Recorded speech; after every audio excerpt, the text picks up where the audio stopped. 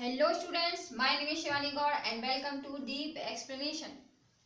तो आज हमारा चैप्टर है रियल नंबर। ठीक है, फर्स्ट चैप्टर है 10th का रियल नंबर। और आज हम देखेंगे कि रियल नंबर में क्या क्या पॉइंट्स हमें पढ़ने हैं। ठीक है, तो देखते हैं रियल नंबर। रियल नंबर आपने नंबर सिस्टम में पढ़ा है 9th क्लास में। ठीक है, तो अब हम ये देखेंगे कि रियल नंबर का सबसे पहला क्लासिफिकेशन क्या होता है। ठीक है, रियल नंबर का सबसे पहला क्लासिफिकेशन जो होता है वो क्या होता है। इसका जो पहला क्लासिफिकेशन होता है वो होता है रेशनल नंबर। क्या होता है? Rational number.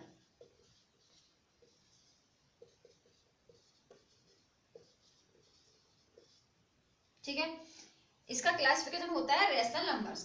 ठीक है, अब कैसे, अब रेशनल नंबर क्या होता है, पॉइंट हमारा है कि रेशनल नंबर होता क्या है। तो भाई रेशनल नंबर वो जो सीधी भाषा में कहें तो P अपॉन Q की जो फॉर्म हो, जो भी P अपॉन Q की फॉर्म में लिखा होता है, ठीक है, वो होता है क्या? Rational number. ठीक है, एक कंडीशन इसमें और होती है, ये 2 कंडीशंस को फॉलो करता है। पहली कंडीशन है कि P अपॉन Q की फॉर्म में लिखा होना चाहिए। ओके, सेकंड कंडीशन क्या है? सेकंड कंडीशन हमारी ये है कि जो इसका डिनोमिनेटर है, जैसे कि ये फ्रैक्शन फॉर्म में लिखा हुआ है। ठीक है, फ्रैक्शन फॉर्म में लिखा हुआ है, इसका जो डिनोमिनेटर होता है, डिनोमिनेटर कैसा होना चाहिए? 0 के इक्वल नहीं होना चाहिए। Q is not equal to 0। तो इसकी 2 कंडीशंस हैं। ठीक है, रेशनल नंबर की क्या कंडीशन है कि P अपॉन Q की फॉर्म में होना चाहिए, फ्रैक्शन फॉर्म में होना चाहिए। ठीक है, दूसरा है कि Q is not equal to 0, जो उसका डिनोमिनेटर है वो 0 नहीं होना चाहिए। ठीक है, ये तो हमारी 2 कंडीशन हो गई कंफर्म। ठीक, अब हम बात करते हैं, अगर हमसे कोई पूछे कि 0 रेशनल नंबर है या नहीं है, तो आप उसको क्या बोलेंगे? 0 रेशनल नंबर है या नहीं है, तो आपका क्या आंसर होगा उसके लिए? आपका आंसर होगा यस, 0 रेशनल नंबर है। अब पूछा कैसे है, तो कैसे है वो देखते हैं। कैसे है रेशनल नंबर 0? कहीं पे लिखा है 0। ठीक है, अभी आपसे कोई पूछेगा कि P अपॉन Q की फॉर्म में तो ये है नहीं, तो फिर ये रेशनल नंबर कैसे हो गया? ऐसे हो गया। अगर हम इसकी डिनोमिनेटर में 1 लिख दें तो क्या इस पर कोई इफेक्ट पड़ेगा? कुछ इफेक्ट नहीं पड़ेगा। और ये हमारा रेशनल नंबर भी हो जाएगा। कैसे? P अपॉन Q की फॉर्म में हो गया, इसलिए ये रेशनल नंबर भी हो जाएगा। ठीक है, तो कोई, क्योंकि हर एक जो इंटीजर होता है, जो कोई भी इंटीजर होता है, उस इंटीजर के अपॉन में 1 होता है। ठीक है, कोई भी इंटीजर, जैसे कि आप 1 ले लीजिए, इसके अपॉन में 1 है, 2 के अपॉन में 1 है, 3 के अपॉन में 1 है, 4 के अपॉन में 1 है। कोई भी इंटीजर, ठीक है, कोई भी एक ऐसा, कोई भी इंटीजर हो तो उसके जो डिनोमिनेटर होता है उसमें 1 होता है। ठीक है, तो जब इसमें 1 है तो ये हो गया ना P अपॉन Q की फॉर्म में। तो ये सारे नंबर्स कैसे हो गए? इंटीजर्स तो हैं, लेकिन इंटीजर्स के साथ साथ ये सारे के सारे रेशनल नंबर हैं। ठीक है, दोनों हमारी 2 कंडीशंस हैं, इन दोनों कंडीशंस को ये फॉलो कर रहे हैं, इसलिए ये क्या है? रेशनल नंबर की फॉर्म में है।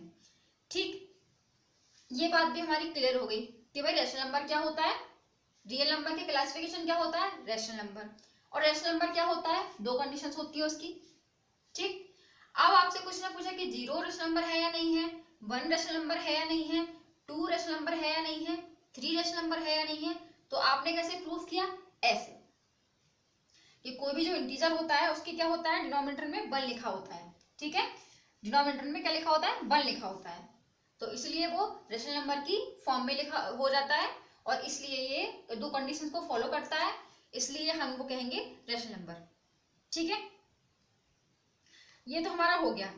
Any number that can be written in the form of Q upon P upon Q। ठीक है, तो ये हमारा हो गया क्या? Rational number. अब हमसे कोई पूछे कि भाई कोई भी एक डेसिमल एक्सपेंशन लिखा हुआ है, क्या लिखा हुआ है? Decimal expansion. हेडिंग देते हैं,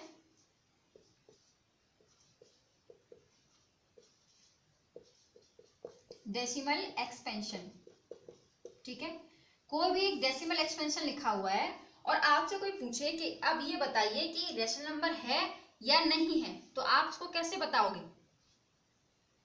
कोई आपसे पूछेगा, कोई डेसिमल एक्सपेंशन लिखा होगा कि ये रेशनल नंबर की फॉर्म में है या नहीं, ये रेशनल नंबर है या नहीं है, तो आप इसको कैसे बताओगे?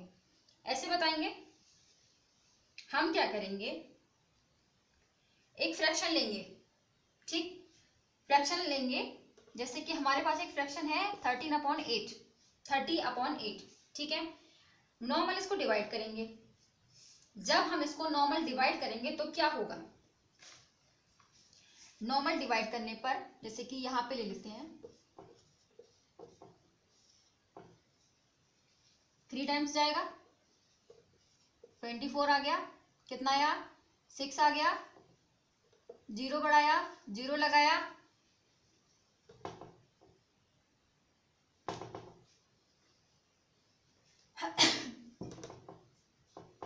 ठीक है। 7 टाइम्स गया, कितना आ गया, 56 आ गया, कितना बचा, 4 बचा, 5 टाइम्स चला गया, 0 लिया। तो ये क्या हुआ, क्या हुआ, ये टोटल यहाँ पे आगे फिनिश हो गया ना। अब तो आप इसके आगे डिवाइड तो कर ही नहीं सकते, ये तो फिनिश हो गया, ठीक है।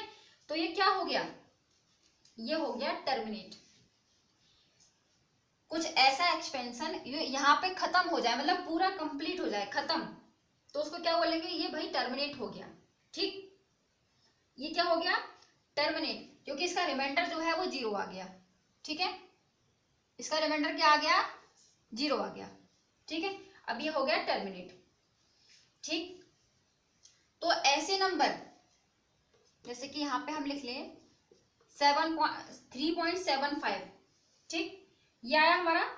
तो ऐसे नंबर, जो नंबर टर्मिनेटेड हो, ठीक, क्या हो, ऐसे एक्सपेंशन, ऐसे डेसिमल एक्सपेंशन जो टर्मिनेटिंग हो, ठीक है, उन्हें हम क्या बोलेंगे, जैसे कि टर्मिनेटिंग है ये, ठीक है, ना तो ये रिपीट हो रहे हैं और ना ये आगे के लिए सॉल्व हो रहे हैं, ये क्या हो गए, यहाँ पे खत्म हो गए, ठीक है, इससे आगे इनका कुछ नहीं होना, ये यहाँ पे स्टॉप हो गए, ठीक। तो ऐसे नंबर्स को हम क्या बोलते हैं, टर्मिनेटिंग नंबर, ठीक है। और ये किस फॉर्म में आते हैं, ये हमारे आते हैं रेशनल नंबर की फॉर्म में, इनको हम रेशनल नंबर की फॉर्म में कह सकते हैं, ठीक है। जैसे कि हम यहां लिखें,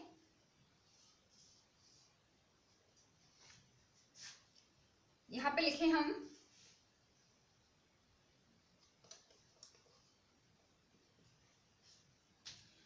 number terminated after certain decimal expansion, ठीक है। Number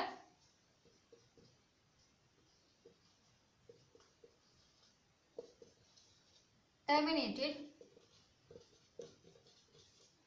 after certain decimal expansion, ठीक, ये हो गया। अब हमारी बात आती है, ये तो हो गया कि नंबर टर्मिनेटेड होगा तो क्या होगा भाई, ये हो हमारा हो गया कि ये डेसिमल, ये जो नंबर एक्सपेंशन हमारा डेसिमल एक्सपेंशन है कुछ इस टाइप का अगर होगा तो क्या होगा, वो होगा टर्मिनेटेड होगा, ओके। अब हम बात करते हैं नॉन टर्मिनेटेड कैसा होगा, ठीक है। अब हमारी बात आती है नॉन टर्मिनेटेड जो होगा वो कैसा होगा, ठीक है। अब हम लेते हैं non terminating,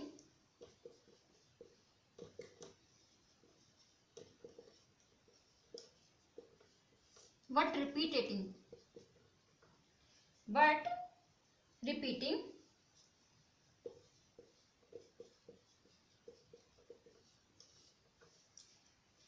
after certain decimal expansion,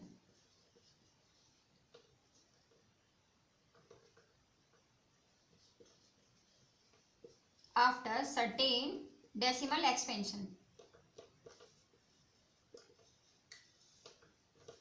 expansion, ठीक है। ये हमारा हो गया, 2 टाइप्स हुए इसमें, डेसिमल एक्सपेंशन में क्या हुआ, 2 टाइप्स आए, ठीक है। एक क्या आया कि ऐसे कुछ एक्सपेंशन जो कि टर्मिनेट हो रहे हैं कंप्लीट, ठीक है। दूसरे आए कि non terminating, but repeating, non terminating but repeating, ठीक है। तो ये नॉन टर्मिनेटिंग और रिपीटिंग वाले कौन से हैं भाई, ये वाले हैं। कौन से हैं? सपोज आप 1/3 को डिवाइड करें, क्या करें? 1/3 को डिवाइड करें तो किस तरीके से डिवाइड होगा? 0.3333 ये रिपीट होता जाएगा, ठीक है। और ये टर्मिनेट भी नहीं होगा। क्या नहीं होगा? ये 333 रिपीट होता जाएगा, जितनी बार भी आप इसको करोगे ये रिपीट पे चला जाएगा, ठीक है। और ये टर्मिनेट भी नहीं होगा। टर्मिनेट का मतलब क्या हो गया? टर्मिनेट का मतलब है कि यहाँ पे आके खत्म भी नहीं होगा, ये पूरा सॉल्व होगा ही नहीं, ये कंटिन्यू यही प्रोसेस चलता रहेगा, ठीक है। और रिपीटेटिव मोड पे रहेगा, 3 ही आता रहेगा उसमें, ओके। तो ये तो हमारा हो गया नॉन टर्मिनेटिंग बट रिपीटेटिंग। तो अगर आपसे कोई पूछता है कि रियल नंबर्स जो होते हैं, जो रियल नंबर के एक्सपेंशन होते हैं वो किस टाइप के होते हैं, तो आप बता सकते हैं कि जो दो हमारे डेसिमल एक्सपेंशन आए हैं, non terminating and non terminating and but repeated, तो ये कैसे होते हैं? ये दोनों, इन दोनों को हम रेशनल नंबर की फॉर्म में बोल सकते हैं, ठीक है। तो ये दोनों किसकी कैटेगरी में आते हैं? रेशनल नंबर की कैटेगरी में आते हैं।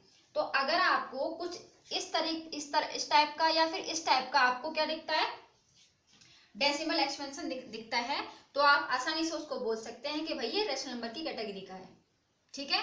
अभी आपको कोई बोलेगा कि डेसिमल एक्सपेंशन रेशनल नंबर में है या नहीं है, तो आप आसानी से बता सकते हैं कि जब टर्मिनेटेड है तो रेशनल नंबर की फॉर्म में है, ठीक है। और नॉन टर्मिनेटिंग बट रिपीटेटिंग है तो क्या है?